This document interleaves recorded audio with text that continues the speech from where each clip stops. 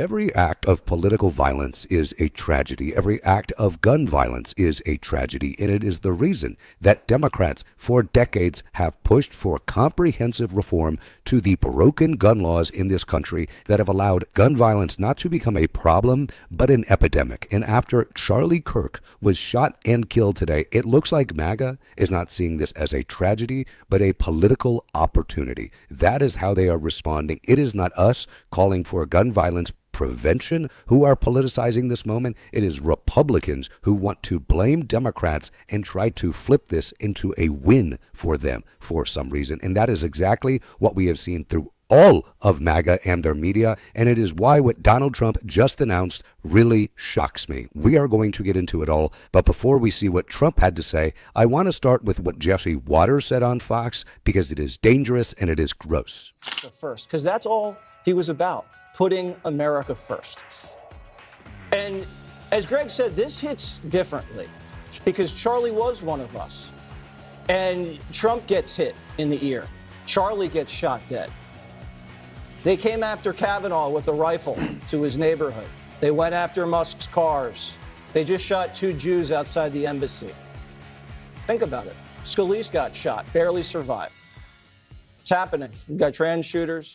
After violence has already been committed for a reason that we do not know yet. I do not want to comment on an alleged shooter because this shooter has just been taken into custody. That is all we know. I don't want to comment on motives because that is for an investigation and for a trial. That is how this country still, let's hope, works. But Jesse Waters explicitly trying to rile people up and make them angry shows exactly the type of direction that MAGA wants to go with this. They want to say that we are at war with each other. They do not want to calm tensions. They want to rile them up and use this as an opportunity to pretend that they care about crime. But as we saw this morning, before we get into what Trump had to say, clearly MAGA does not.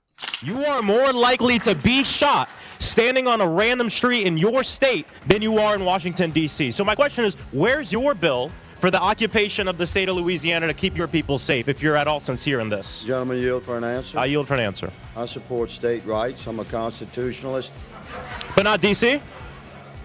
Stand by.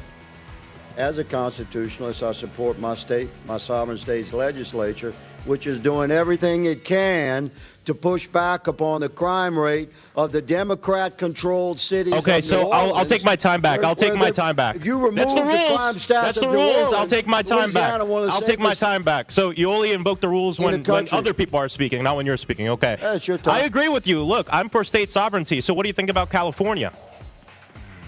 California is not where I live. You asked me about my state. See, you only care, and I'll reclaim my time. I'll reclaim my time. I'll reclaim my time. I'll reclaim my time. I will reclaim my time. The gentleman will stop speaking. I will reclaim my time. You're more likely to be shot standing in a random street in your state, This is Mr. Frost time, Mr. than Chairman. anywhere in Frost time. Washington, D.C., and you're here because you're lapdogs to the President of the United States, who during the election last year, we said time and time again, I reclaim my time. Down, Mr. Chairman. All right, hold on. My colleague just called me a lapdog for the President of the United States. This body is full of lapdogs, doing exactly what the president wants when he wants it. I do not want to hear that Democrats right now calling for gun violence prevention, calling for gun control, are politicizing this issue when there is no principle that Republicans or conservatives stand on that makes them want to see a better world. They just want what they want in any given moment. And it is clear that the only response that they will have to the shooting of Charlie Kirk will be a political one. And that is very clear with what Donald Trump just announced, especially in contrast to a shooting that took place not just 12 weeks ago. Donald Trump just wrote on Truth Social, in honor of Charlie Kirk, a truly great American patriot, I am ordering all American flags throughout the United States lowered till half-mast until Sunday evening at 6 p.m. This tweet is in contrast to what was said about Melissa Hortman in Minnesota, who had her life taken from her, where Donald Trump wrote, I have been briefed on the terrible shooting that took place in Minnesota, which appears to be a targeted attack. Donald Trump continued writing, such horrific violence will not be tolerated in the United States of America. God bless the great people of Minnesota, a truly great place. when a former speaker of the Minnesota State House had her life taken from her by a political extremist who then Republicans went on to joke about. They made jokes. Donald Trump couldn't even offer up fake thoughts and prayers, say anything about her family, her friends, nothing. But Charlie Kirk, and again, today is a tragedy. Any political violence is a tragedy. But Donald Trump is lowering the flags. Not even a condolence for a former speaker. Why? Because of politics. Because of politics. Donald Trump does not actually care. And what has been done? What everything has been done to stop this from happening? It continues to happen. And so the tears that will be shed by people who I know were friends with Charlie Kirk, were close to Charlie Kirk, loved Charlie Kirk. Yes, I am hurt for them. But I do not think this is a time for Democrats to be forced to condemn gun violence and political violence when nothing has been done by those in power to stop it from happening. Because this is a policy choice. It is the fucking guns. That is clear. And so Jesse Waters and Laura Loomer, Steve Bannon, Tucker Carlson, they're all going to say that we're at war with each other. And that's what they'll take from this moment. We're at war. Encourage you even more. That's what they want to do. This is a political stunt. Donald Trump's response is a political stunt. And what Donald Trump's response will be in the future, I assume, is more troops on the ground for control. They don't actually care about me, about you, about anything. This is political theater. The same type of mass psychosis MAGA political theater that led a man into a pizza parlor because he thought that Hillary Clinton was running a pedophile ring, only for those same people to now defend Donald Trump for protecting his buddy Jeffrey Epstein and attacking victims of Epstein's crimes. That's how much it's flipped. That is how much it's flipped. And do you know why? Because they have no values. They have no principles. It's really easy for the political wind to swoop you up and move you all over the place when there is nothing grounding you, when they don't actually care. They are willing to lie. What happened today was a tragedy, and it is even more of a tragedy because it is preventable.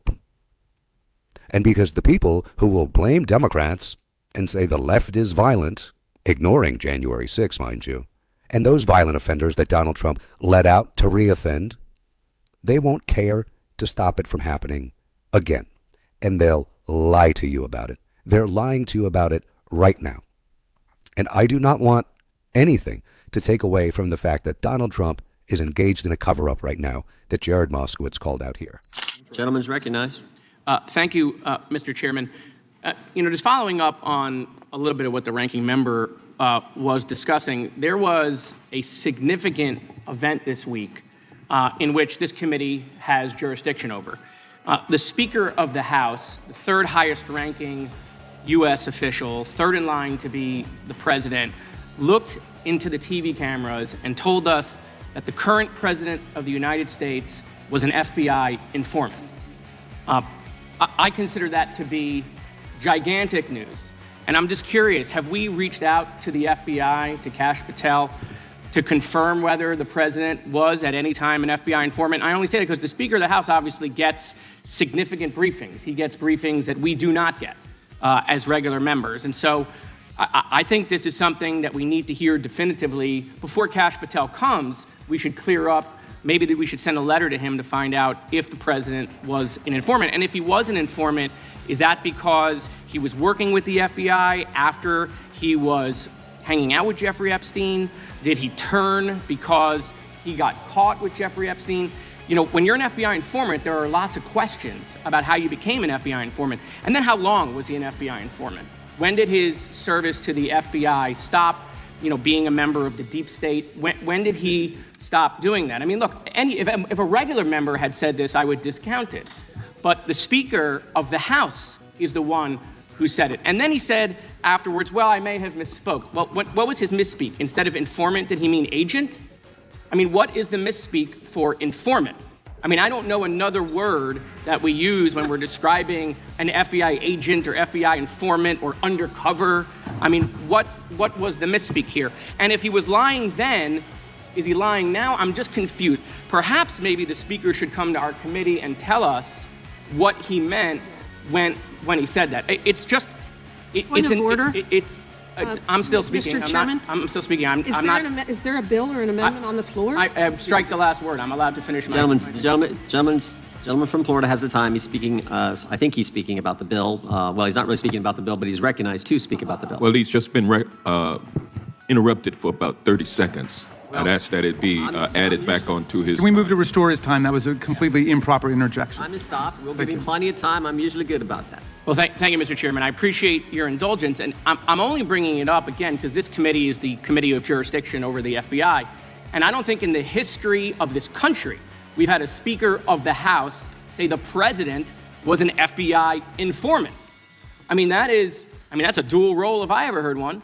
And so I just think we have questions, Mr. Chairman, and on a bipartisan basis, maybe the answer is no, he wasn't an FBI informant, and that's fine if the answer is no. I just think we need to hear from the FBI. The Speaker has confused the American people whether Trump was working with the FBI against Jeffrey Epstein because he had information about Jeffrey Epstein because he was there for a long period of time and then got turned maybe by the FBI.